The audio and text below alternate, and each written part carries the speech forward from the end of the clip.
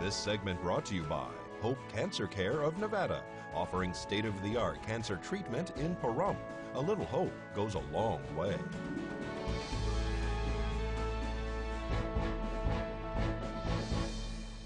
Welcome back to News 46. Two people who were killed on the I-15 freeway have now been identified by Nevada Highway Patrol.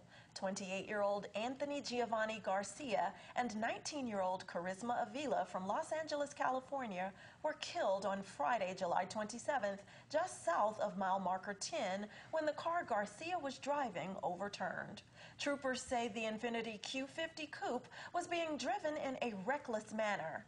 The driver attempted to make a lane change to the right and then lost control of that vehicle. Neither the driver nor the passenger were wearing their seatbelts. And our prayers go out to the family. Well, authorities are still seeking information as to who senselessly shot 13 burros in the desert near Beatty. Officials have now removed over 400 of the animals during a gather this month that will be up for adoption soon. The Bureau of Land Management has just completed their bait and water trap gather in the Bullfrog Herd Management Area located in central Nevada. The BLM originally planned to remove approximately 300 wild burros. Elizabeth Frenier from BLM explains.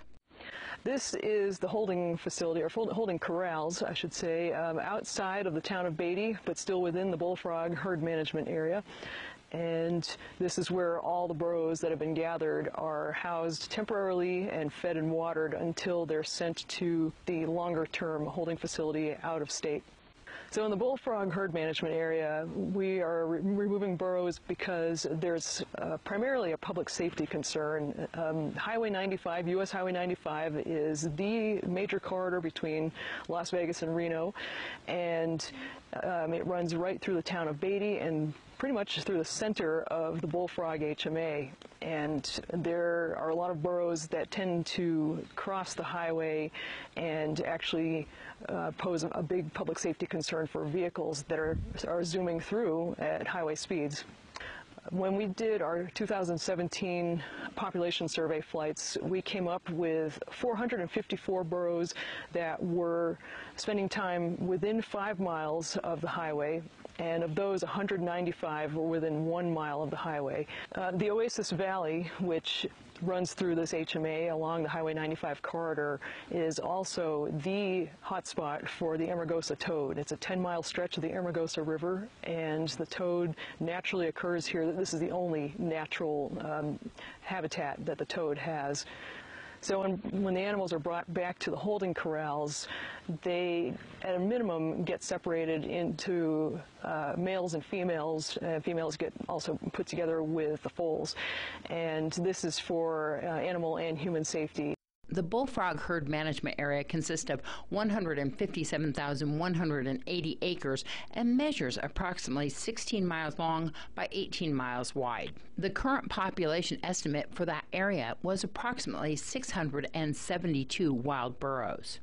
The BLM conducted the operation by using temporary water and bait traps consisting of a series of corral panels stocked with water and hay. No helicopters were used. Bullfrog burros are headed to a facility in a place called Axtell, Utah.